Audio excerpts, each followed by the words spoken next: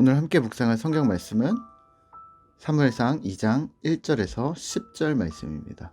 사무엘상 2장 1절에서 10절 말씀입니다. 오늘은 7절 말씀, 8절, 9절 말씀을 읽어드리겠습니다. 여호와는 가난하게도 하시고 부하게도 하시며 낮추기도 하시고 높이기도 하시는도다. 가난한 자를 진토에서 일으키시며 빈궁한 자를 거름더미에서 올리사 귀족들과 함께 앉게 하시며 영광의 자리를 차지하게 하시는도다. 땅의 기둥들은 여호와의 것이라. 여호와께서 세계를 그것들 위에 세우셨도다. 그가 그의 거룩한 자들의 발을 지키실 것이요 악인들을 흑암 중에 잠잠하게 하시리니 힘으로는 이길 사람이 없음이로다. 아멘. 오늘 함께 생각할 주제는 인생의 주권입니다. 본문 사무엘상 2장은 한나의 노래입니다. 오랫동안 괴로움의 시간을 지나고 사무엘을 하나님께 드린 한나가 드린 노래는 기쁨을 강렬하게 표현합니다. 먼저는 하나님에 대해 기뻐 찬양합니다. 1절입니다. 내가 주의 구원으로 말미암아 기뻐함이니이다. 2절입니다. 여호와와 같이 거룩하신 이가 없으시니 이는 주밖에 다른 이가 없고 우리 하나님 같은 반석도 없으심이니이다. 3절입니다. 여호와는 지식의 하나님이시라. 행동을 달아보시느니라. 아멘.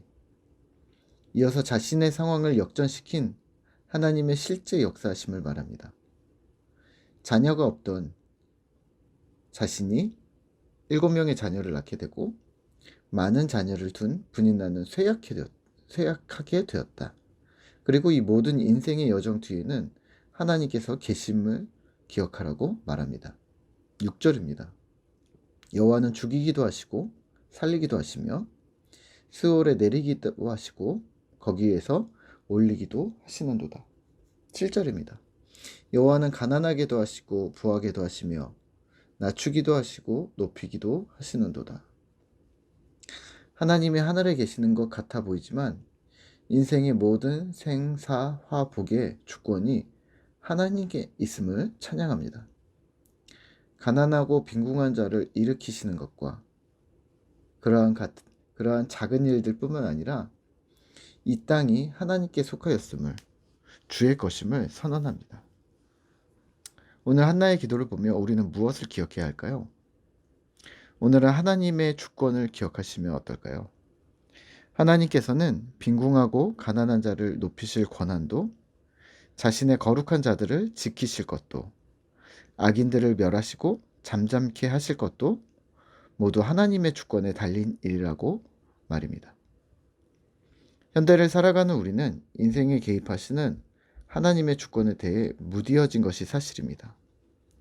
현재의 시대에는 사안마다의 상황들이 너무 빠르게 지나가기도 하고 우리의 삶이 분주해서 하루에도 몇 가지씩의 일을 처리하기 때문에 내적인 분주함이 많은 이들에게 있는 것이 사실입니다. 오늘 하루에 만나야 할 사람, 또 처리해야 할 서류적인 업무들, 또 자산 관리도 해야 하고 아이들도 돌봐와야 하고 또 어느 학원이 좋은지 어떤 학교가 미래가 있는지 신경 쓸 것들 투성입니다. 여기에 하나님의 주권은요. 네, 쉬운 일은 아닙니다. 하지만 우선 원칙을 기억하셔야 합니다.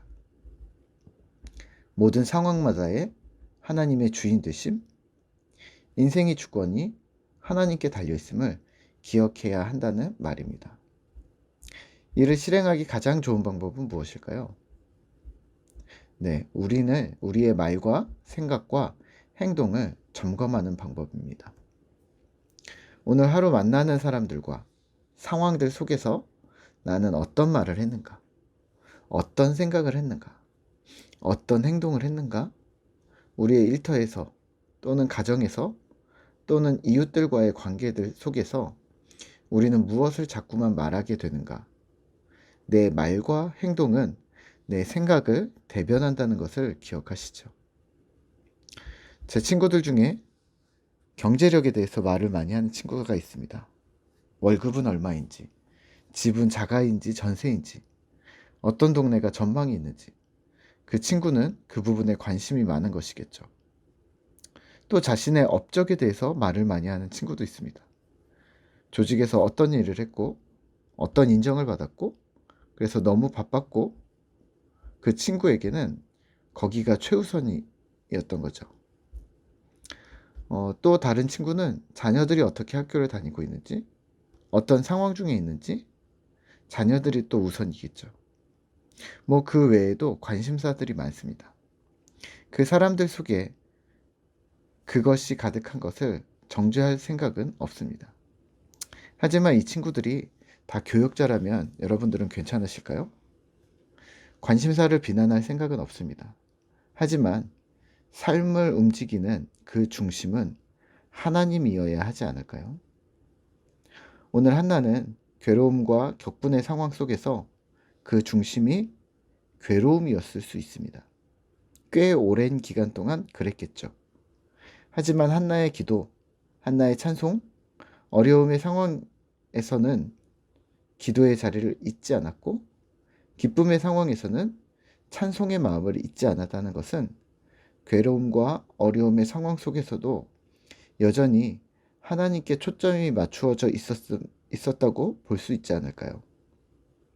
그의 찬양은 강력하지만 그의 고난의 상황을 기억한다면 오늘 우리에게는 힘이 되는 이유는 무엇일까요? 10절입니다. 여호와를 대적하는 자는 산산이 깨어질 것이라. 하늘에서 우레로 그들을 치시리로다. 여호와께서 땅끝까지 심판을 내리시고 자기 왕에게 힘을 주시며 자기의 기름 부음 받은 자의 뿔을 높이시리로다 하니라. 아멘. 오늘 하루 우리 인생의 주권이 주님께 속해 있음을 기억하시죠. 우리 삶의 중심을 주님께로 초점을 맞추시면 또 어떠할까요? 기도를 하는 이유도, 말씀을 읽는 이유도, 묵상을 하고 신앙의 사람들을 격려하고 세우는 일도, 또 복음을 말하는 이유도 모두 우리 삶의 중심이 주님께 있기 때문임을 기억해 주시죠. 오늘도 주님 은혜를 기대하겠습니다. 함께 기도하겠습니다. 하나님 감사합니다. 주님, 우리 인생의 모든 주권이 주님께 있음을 우리가 기억하도록 주님 도와주시옵소서. 하나님께서는 가난하게도 하시고 부하게도 하시고 또 낮추기도 하시며 높이기도 하시는 분이심을, 그래서 하나님께서는 여전히 주님 온 세상의 왕의 자리를 지키고 계심을 우리가 잊지 아니하도록 주님 도와주시옵소서. 오늘도 우리는 주님을 기대합니다. 오늘 하루 주님께서 우리의 왕 되어주시고 우리의 주인 되어주셔서 우리 인생의 모든 주권이 주님께 속해 있음을 우리가 다시 기억하며 주께 나아가도록 주님 도와주시옵소서. 오늘도 함께 하시는 주님을 기억합니다. 감사합니다. 예수님의 이름으로 기도드립니다. 아멘.